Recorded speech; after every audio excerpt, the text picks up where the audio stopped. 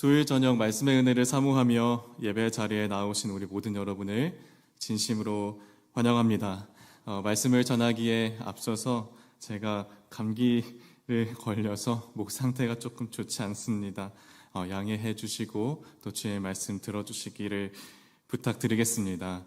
그래서 이렇게 인사했으면 좋겠습니다. 감기 조심하시고 하나님의 은혜에 푹 빠집시다. 인사하겠습니다. 감기 조심하시고 하나님의 은혜에 푹 빠지시길 바랍니다. 내가 너를 알고 있다라는 제목으로 하나님의 말씀의 은혜를 나누도록 하겠습니다. 목회를 하면서 붙들고 가야 될 슬로건, 붙들고 가야 될 깃발이 하나씩 있어야 한다는 선배 목사님들의 조언들을 많이 들었습니다. 어느 교회는 24시간 예수님과의 동행을 주장하기도 하고, 또 어떤 목사님께서는 생명을 살리는 교회, 또 특수 목회를 하시는 경우에는 어떠한 섹션을 두어서 독거노인 사역, 이단 사역, 미혼모 사역 등 각자 목회에 대한 어떠한 슬로건과 색깔 그리고 깃발이 하나씩 다 있습니다. 우리 교회도 담임 목사님의 목회 철학 가운데 이런 내용이 있죠. 예수 안에 든든히 선 강한 군사들, 또 천연기념물 성도, 또 예수님을 닮아 실질적인 선교에 앞장서는 교회. 아직 1년이 채 되지 않았지만 담임 목사님의 목회 곁에서 바라보면서 또 함께하는 우리 목회팀과 우리 천연기념물 성도님들을 바라보면서 교회가 교회답다라는 면모들을 참 많이 느끼게 됩니다. 그렇다면 조창원 전도사는 어떤 목회를 하고 싶으냐? 라고 묻는 질문에 무엇으로 답을 해야 될까? 그것이 저에게 있어서 이 수련 목회자 시절 동안 풀어가야 될 하나님께서 허락하신 숙제가 아닌가 싶습니다. 아직은 구체적인 어떠한 것을 그려가는 단계이지만 여러 교회를 거쳐보면서 또 부서를 거쳐보면서 끊임없이 사유하고 기도하며 주님의 뜻을 구하는 중에 있습니다. 이 과정 중에 저는 이것만큼은 우리 마음속에 깊이 품어야겠다라는 생각을 갖고 있는데요. 바로 모든 성도들은 그리스도의 완전을 지향하며 예수님의 제자답게 나아가야 한다는 것입니다. 그렇습니다. 저에게 가장 중요한 키워드는 제자됨입니다. 중고등부를 올 한 해 운영하면서 또 아이들과 함께 신앙생활을 하면서 가장 제가 힘을 많이 쏟았던 교육 중에 하나가 제자훈련이었습니다. 12주 동안 토요일 밤마다 1시간 반씩 임원단 아이들과 함께 제자훈련을 하면서 어떻게 하면 우리가 제자답게 일상을 살아갈 수 있는가를 함께 고민했었습니다. 지금은 또 2기로 독서 모임을 통하여서 중학교 2학년, 3학년 남학생들과 이 제자됨에 대해서 함께 소통하고 또 일상을 나누고 있습니다.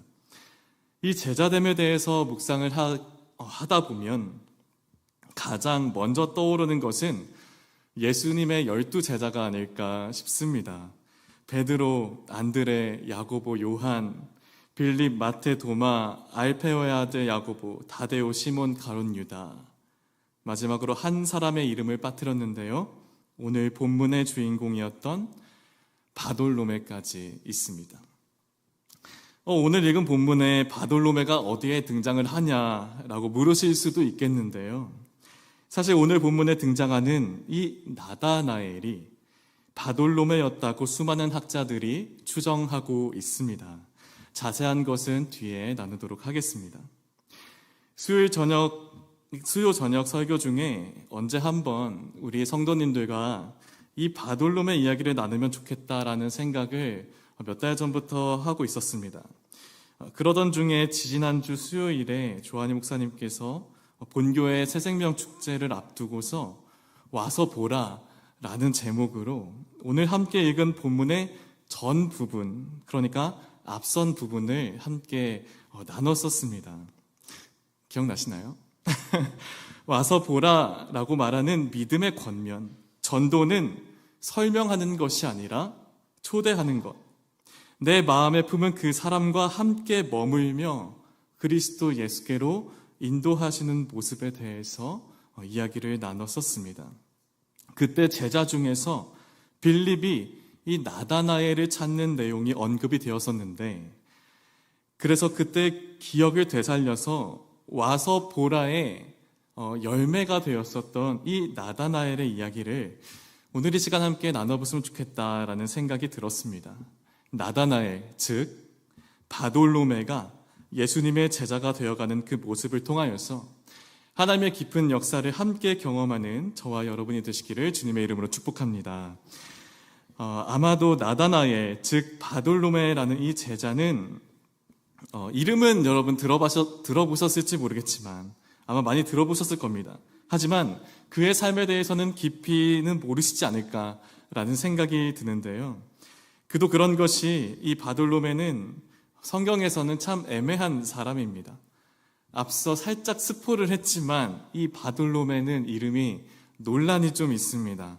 성경에서 이름이 하나로 불리우는 것이 아니라 두 개의 다른 이름으로 등장을 합니다. 오늘은 요한복음을 읽었지만 이 사복음서의 마태, 마가, 누가에는 바돌로메라고 등장을 합니다. 그리고 우리 함께 읽은 요한복음에는 이 나다나엘이라는 이름으로 등장을 하죠. 그러면 이 바돌로메가 무슨 뜻이냐 하면 톨로메의 아들이라는 뜻입니다. 톨로메라고 하는 그 사람의 아들, 톨로메 가문의 아들이라는 뜻이죠. 그런데 이 신약학자들이 조사를 해보니까 성경에 들어있는 이 나다나엘이 톨로메의 아들이었다라는 것입니다. 편의상 오늘은 바돌로메라는 이름으로 부르며 설교를 진행하겠습니다. 이어지는 모든 본문에서도 나다나엘 대신에 바돌로메라는 표현을 쓰겠습니다. 질문이 있을 수도 있겠습니다. 베드로와 요한처럼 스토리가 짱짱한 많은 사람들이 있는데 이처럼 이름도 이렇게도 불리고 저렇게도 불리고 뭔가 좀 이렇게 애매한 바돌로메에 대해서 전하느냐. 서두에 말씀을 드렸지만 예수님의 제자됨이라는 이 목회 키워드에 대해서 계속 생각을 하다 보니 이 12제자에 대해서도 많이 생각을 해봤고 또 학부와 대학원 시절에 열심히 공부를 했었는데요.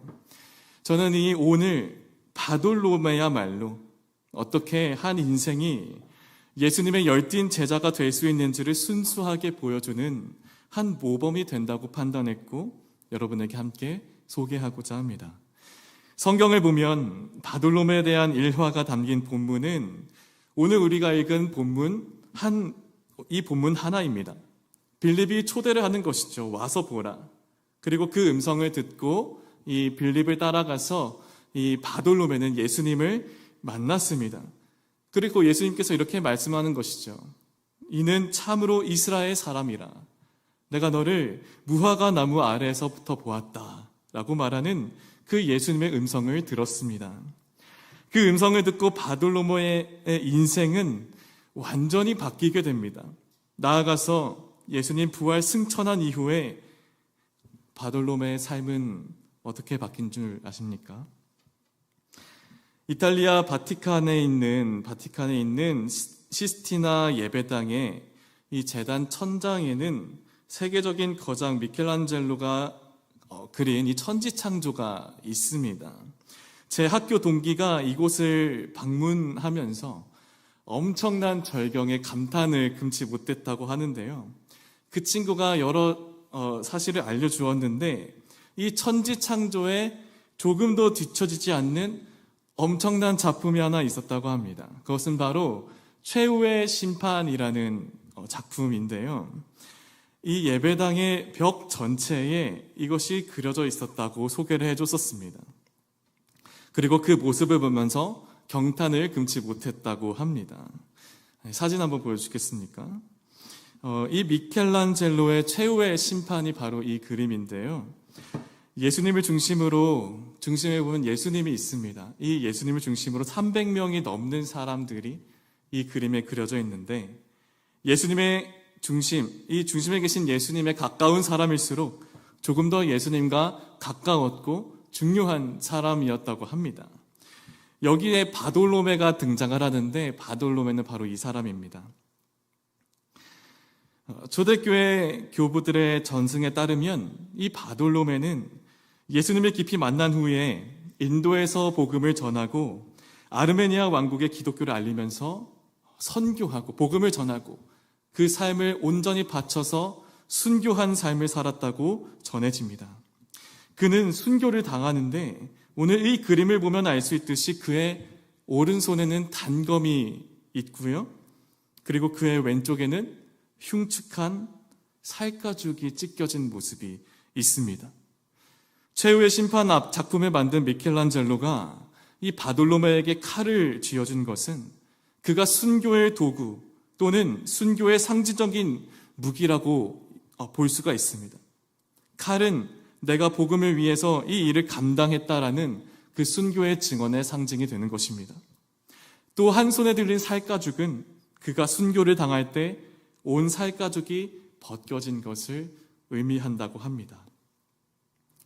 단검과 살가죽을 들고 나온 그의 모습을 보면서 그리고 중심부에 계셨던 예수 그리스도 바로 왼편에 등장하는 그의 모습을 보면서 우리가 감히 추론해 볼 수 있는 것은 예수를 만난 뒤 그는 일평생을 자신의 목숨을 아까워하지 않으면서 예수 그리스도의 복음을 온 땅에 전했었던 참된 제자의 모습이었다는 것을 우리는 충분히 추론해 볼 수 있지 않을까 생각해 보게 되었습니다.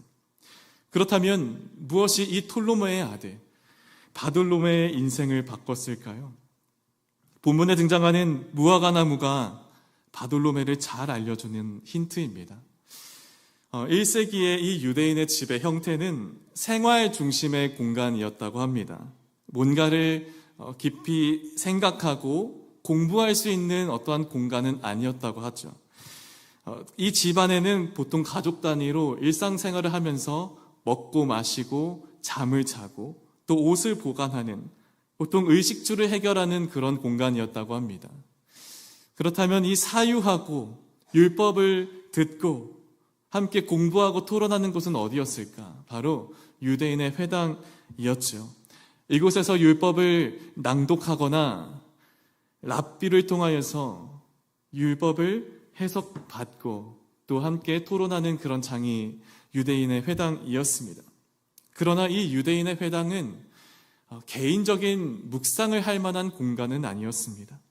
그렇다면 개인적으로 고민하거나 말씀을 묵상하거나 율법을 스스로 읽거나 생각하는 또 소규모로 하나둘씩 앉아서 이 율법과 말씀에 대해서 대화할 수 있는 그런 장소는 어디였을까요? 그 장소가 바로 오늘 함께 봤었던 무화과 나무 아래였다고 합니다. 유대 전통에서 평안과 안식, 경건의 상징이었던 그 장소에서 많은 사람들이, 많은 제자들이 율법을 혼자서 낭독하고 율법을 혼자 묵상하고 조용히 기도할 때 이 무화과 나무를 택했다는 것입니다. 바돌로메 또한 그런 사람 중에 하나였을 것입니다. 제가 왜 이 말씀을 드렸냐면 예수님께서 그를 무화과 나무 아래에서 보았다고 했을 때 이 바돌로메는 그저 무화과 나무에서 멍 때리고 앉았다 그런 의미가 아니라 이곳에서 하나님의 말씀을 묵상하고 있지 않았을까, 그것에 대한 이야기를 나누는 것이죠. 우리가 충분히 유추해 볼 수 있는 것은 무화과 나무 아래에서의 바돌로메의 중요한 특징 중에 하나는 바돌로메에게 하나님의 말씀과 율법이 이미 많은 지식이 그에게 있었다라는 것입니다. 오늘 본문 45절을 보면 이러한 바돌로메에게 빌립이 찾아옵니다. 빌립이 바돌로메를 찾아 이르되 모세가 율법에 기록하였고 여러 선지자가 기록한 그 일을 우리가 만났으니 요셉의 아들 나사렛 예수니라. 빌립은 이미 먼저 예수님을 만났고 그 만남에 감격하여서 바돌로메에게 이 예수님에 대해서 설명을 하는데 무엇이라고 설명을 하냐면 그 예수님은 우리가 잘 알고 있는 모세가 율법에 기록하고 선지자들이 증언했던 그분이다 라고 이야기를 하는 것이죠. 아마도 평소에 이 두 사람은 모세의 율법 또 선지자의 예언들에 대해서 편하게 대화를 나눴었던 그런 사이였던 것 같습니다.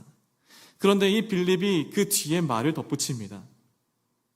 모세가 율법에 기록하고 선지자들이 증언한 그분, 이 사람은 요셉의 아들 나사렛 출신의 예수다라고 말을 하는 것이죠. 그랬더니 그 다음 바돌로메의 반응이 참 흥미롭습니다. 46절의 말씀인데요. 우리 함께 읽겠습니다. 시작. 바돌로메가 이르되 나사렛에서 무슨 선한 것이 날 수 있느냐? 빌립이 이르되 와서 보라 하니라. 바돌로메가 이렇게 얘기를 하는 거죠. 나사렛에서 무슨 선한 것이 나겠느냐? 나사렛? 거기에 완전 촌동네 아니야? 하면서 비웃고 있는 모습이 우리 안에 상상이 됩니다. 나사렛은 그 당시 인구가 100여 명 정도밖에 안 되는 굉장히 작은 시골 동네였다고 합니다. 제가 이스라엘 성지순례를 20살에 다녀왔었던 기억이 있는데요. 그때 제 기억 속에서도 한 30분 정도 만에 그곳을 돌고 시장에서 무화과만 사 먹었던 기억이 남아 있습니다. 모세의 율법을 통하여서 선지의 선포를 통해서 자신이 전해 들었던 이 메시아라는 존재가 우리가 익히 알고 있었던 예루살렘 같은 그런 동네가 아니라 촌동네 나사렛에서 났다니 말도 안 돼. 메시아 맞아? 라고 생각했었던 것이 이 바돌로메의 모습이라는 것이죠. 여러분, 바돌로메는 하나님의 말씀에 지식이 있었던 사람이었습니다. 그리고 그의 동료인 빌립과 함께 아마도 메시아를 정말 갈망했을 것입니다. 하지만 이 예수 그리스도의 출신이 나사렛이라고 하는 그 이유 하나만으로 그는 이 예수 그리스도가 메시아라는 사실에 의심을 품습니다. 그리고 외칩니다. 나사렛에서 어찌 선한 것이 날 수 있겠느냐. 이 장면이 우리에게 주는 굉장히 충격적이고도 마음을 눌러 쪼개는 사실이 있습니다. 하나님을 아는 지식은 그분을 믿는 믿음과는 별개라는 사실입니다. 오히려 바돌로메 같은 경우에는 자신이 가지고 있는 율법적인 지식, 그것이 오히려 하나님이 독생자 예수를 보내시는 그 뜻을 제한하는 편견이 되었다는 것입니다.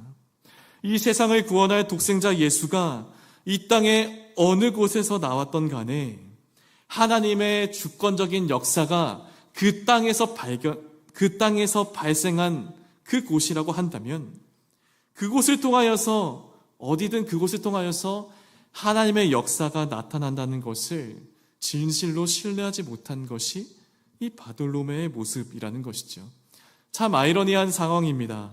무화과 나무 곁에 앉아서 말씀을 날마다 묵상을 하는데 자신의 생각과 상식선 밖에서 놀랍게 일하실 하나님의 모습에 대해서는 조금의 기대도 없던 것이었습니다. 이사야 55장 8절부터 9절의 말씀입니다. 함께 읽도록 하겠습니다. 시작. 이는 내 생각이 너희의 생각과 다르며 내 길은 너희의 길과 다름이니라. 여호와의 말씀이니라. 이는 하늘이 땅보다 높음같이 내 길은 너희의 길보다 높으며 내 생각은 너희의 생각보다 높음이니라. 아멘. 우리를 제자로 만드는 것은 결코 지식이 아닙니다. 지식 혹은 경건의 습관이 우리를 제자로 만드는 것이 아니라 그럼 무엇이 우리를 제자로 만드냐면 하나님의 주권을 신뢰하는 믿음이 바로 우리를 참된 제자로 만드는 것입니다. 다시 한번 말씀드립니다. 제자를 제자되게 하는 것은 하나님의 주권적인 일하심에 대해서 제한을 두지 않는 믿음입니다. 오늘 우리에게는 이러한 시선이 없습니까? 하나님이 쓰실 사람에 대해서 함부로 어떠한 이상향을 그려가며 쟤를 어떻게 하나님께서 쓰실 거야? 안 될 거야. 라면서 생각하는 오만한 모습들.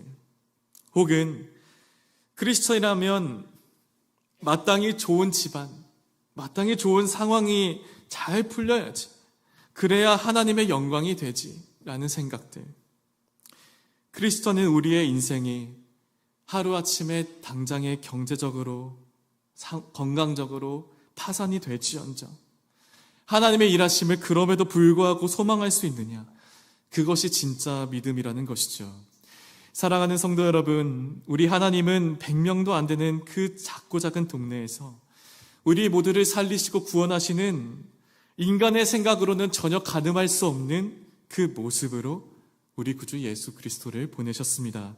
그분이 바로 우리 하나님이십니다. 그래서 다시 한번 말씀드립니다. 예수님의 참된 제자는 그저 지식으로 채울 수 있는 무언가가 아닙니다. 거룩하고 좋은 습관을 계속 이어가는 그것 또한 아닙니다.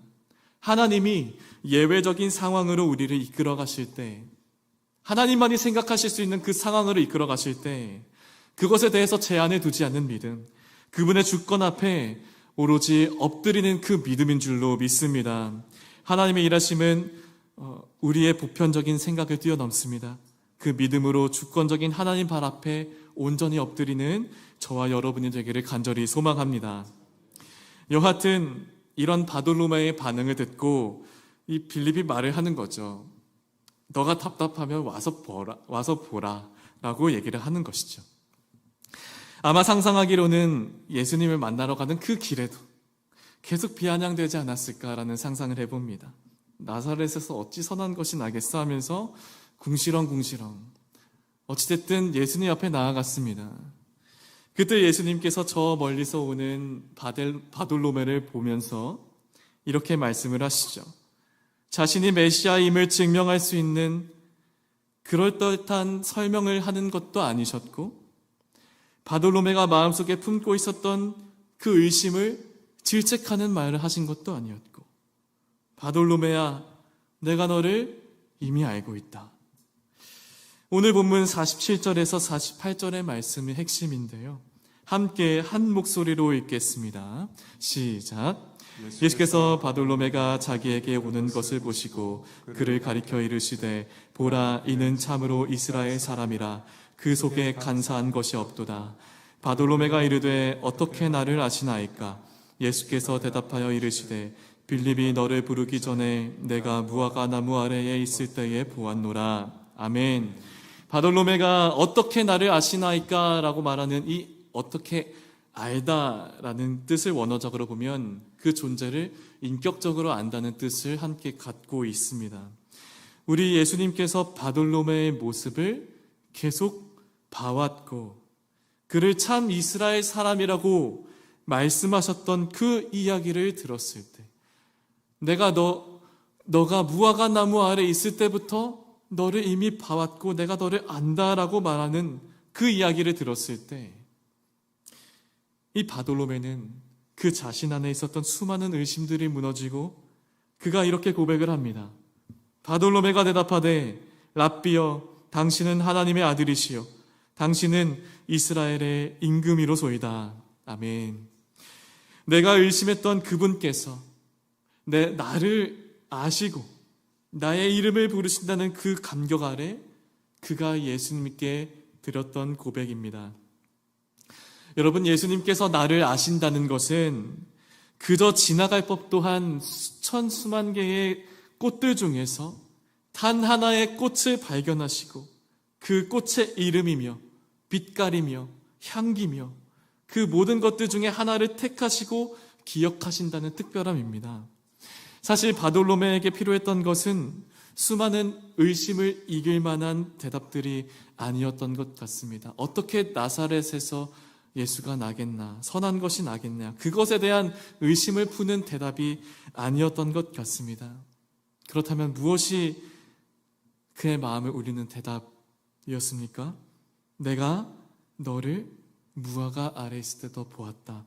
내가 너를 이미 알고 있다 말씀하시는 그 예수님의 인격적인 음성이었습니다. 제가 청년 시절에 좋은 나눔 공동체 안에서 신앙생활을 하고 싶어서 여러 교회도 찾아보고 또 여러 어떠한 신앙 공동체들도 찾아본 적이 있었습니다. 어느 곳이 좋은 공동체일까? 어느 곳이 나의 갈급함을 채울 수 있을까? 또 전도사로 사역에 나가게 되면서는 어떤 교회가 좋은 교회일까 하면서 이제 돌고 돌아 개포교회라는 좋은 교회에 왔죠. 그리고 현재는 중고등부 공동체를 어떻게 하면 좋은 공동체로 만들 수 있을까? 교회 안에 좋은 공동체 모임들이 어떻게 하면 형성될 수 있을까를 고민을 하면서 이런 생각들을 하다가 오늘 이 말씀에 인격적인 예수님을 만나는 이 상황을 묵상하면서 제 안에 그런 생각이 들었습니다. 예수님께서 나를 잘 안다고 말씀하시는 그 1대1의 인격적인 만남이 내 안에 제대로 있지 않다면 우리는 우리가 만나는 그 어떤 공동체에서도 우리에게 참된 만족을 얻을 수 없을 뿐만이 아니라 우리가 그렇게 말을 해서도 안 된다는 사실입니다. 사람들의 인정과 사랑으로 채우고자 하는 그 자리, 내가 어떠한 공동체에 속하여서 나의 갈급함을 이 공동체 안에서 채울 수 있겠지라고 하는 그 자리는 가장 먼저 나를 배려하시고 나를 인정하시고 사랑하신다고 말씀하시는 예수님이 먼저 만져주셔야 하는 그 자리라는 것입니다. 예수님을 알아가는 그 과정이 설령 고독하더라도 예수님이 먼저가 되어야지 공동체 품으로 숨어 들어가는 것은 결코 용납이 되어서는 안 된다라는 사실을 깊이 깨달았습니다.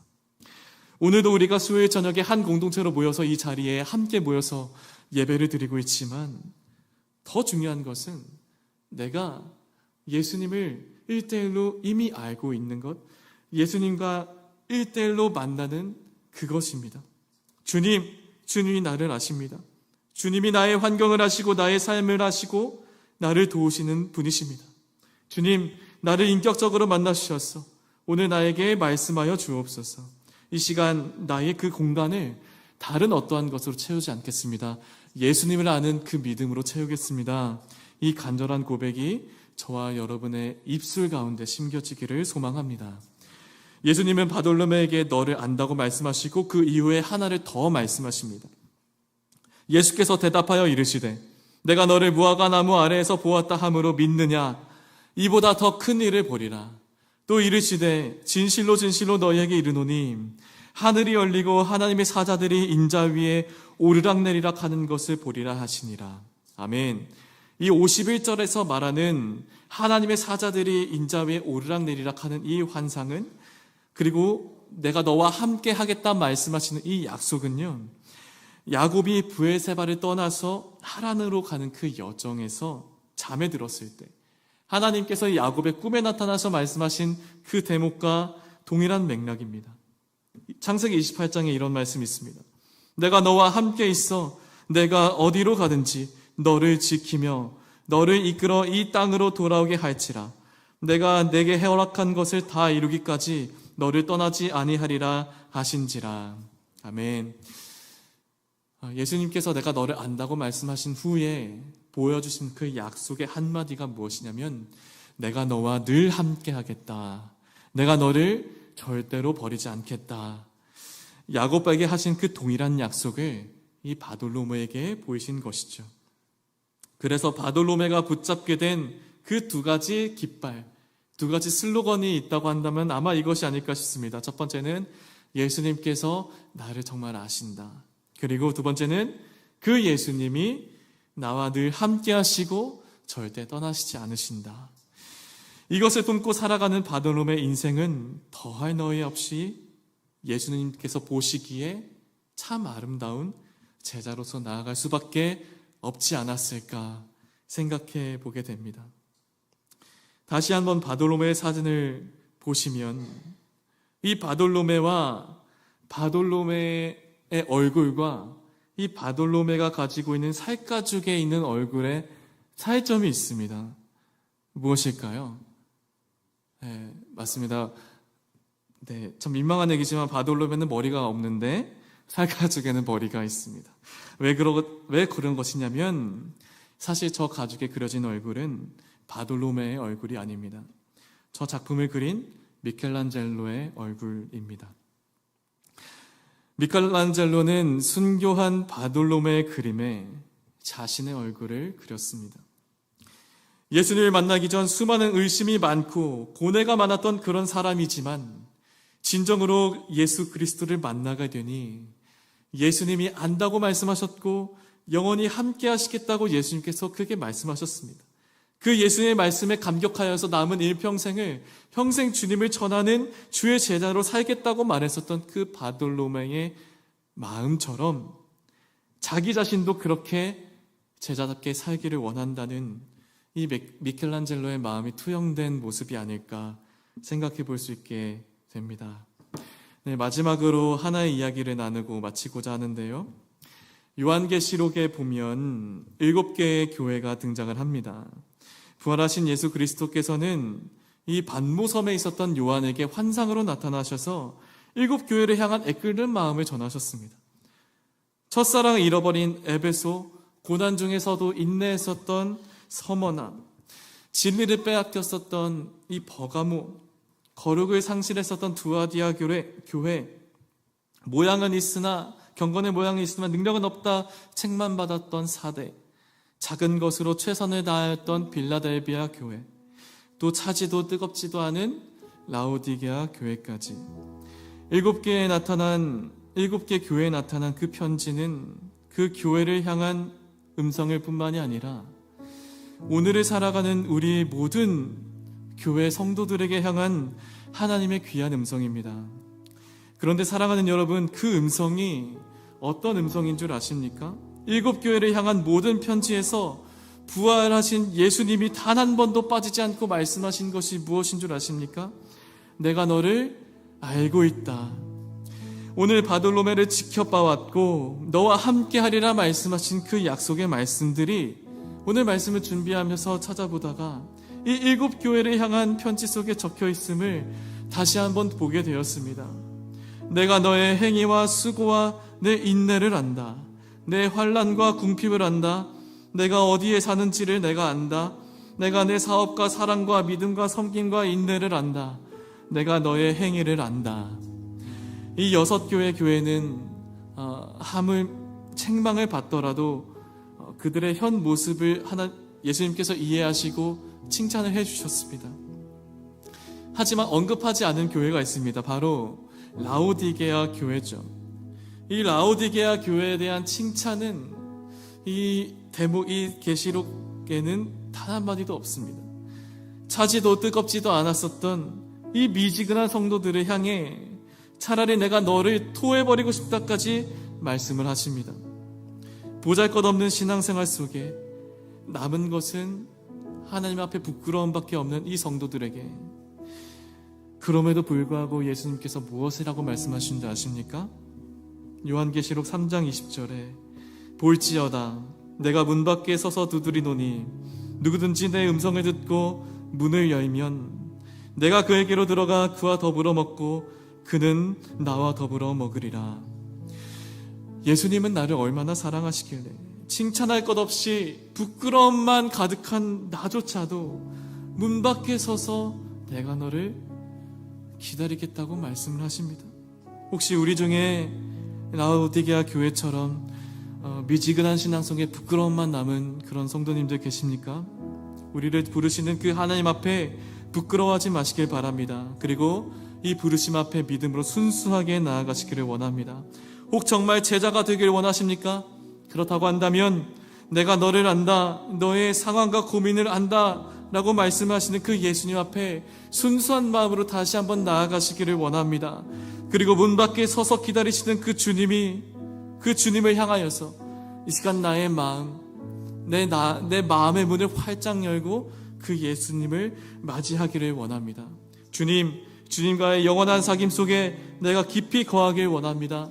바돌로메에게 내가 너를 무화과 나무에서 보았다라고 말했을 때 그 바돌로메에게 주셨던 그 감격이 오늘 우리에게도 깊이 깨달아지게 하여 주옵소서. 그 간절한 마음으로 나아가시는 저와 여러분이 되기를 주님의 이름으로 축복합니다. 함께 찬양하며 우리의 믿음을 고백하길 원합니다. 아바 아버지, 함께 찬양 드립시다.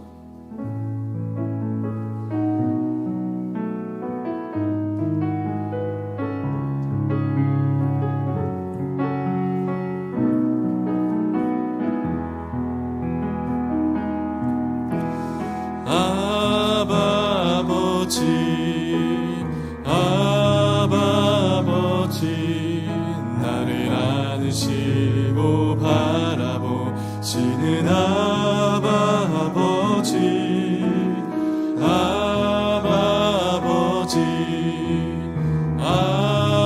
아버지 나를 도우시고 힘주시는 아버지 주는 내 맘을 고치시고 볼 수 없는 상처 만지시네 나를 아시고 나를 이해하시네 내 영혼 새롭게 주는 내 맘을 고치시고 주는 내 맘을 고치시고 볼 수 없는 상처 만지시네 나를 아시고 나를 이해하시네 내 영혼 새롭게 세우시네. 자, 잠시 기도하겠습니다. 사랑하는 주님, 우리를 사랑하여 주시고 우리와 함께 하시니 감사합니다. 주님을 향한 순수하고도 깊은 믿음이 우리 안에 있길 소망합니다. 주님, 바돌로메에게 내가 너를 무화과 나무 아래 있을 때에서부터 보았다 말씀하신 그 음성이 지금 우리의 마음속에도 울려 퍼지고 있는 그 당신의 애정어린 음성임을 다시 깨닫습니다. 세상 그 어떠한 것으로 채울 수 없는 내가 너를 안다, 내가 너와 함께하겠다, 그 약속의 음성 앞에 무릎을 꿇습니다. 주님, 이 음성으로 큰 위로를 받고 주님과 깊이 동행하며 하루하루 살아가는 참된 제자가 되게 하여 주옵소서. 바라기는 감사주의를 준비하며 이 마음이 다시 한번 회복되게 하시고 순수한 믿음으로 하나님의 일하심을 매삼 기대하는 우리가 되게 하여 주옵소서. 감사드리며 예수님의 이름으로 기도합니다. 아멘. 이제 우리가 주신 말씀을 기억하며 다 함께 주님의 이름 한번 부르고 함께 기도하겠습니다. 주여. 주님, 우리가 주님을 향해 깊이 있게 나아가는 우리가 되길 소망합니다. 오 주님, 주님을 더 온전히 바라본 우리가 되게 하여 주옵시고 주님 말씀 가운데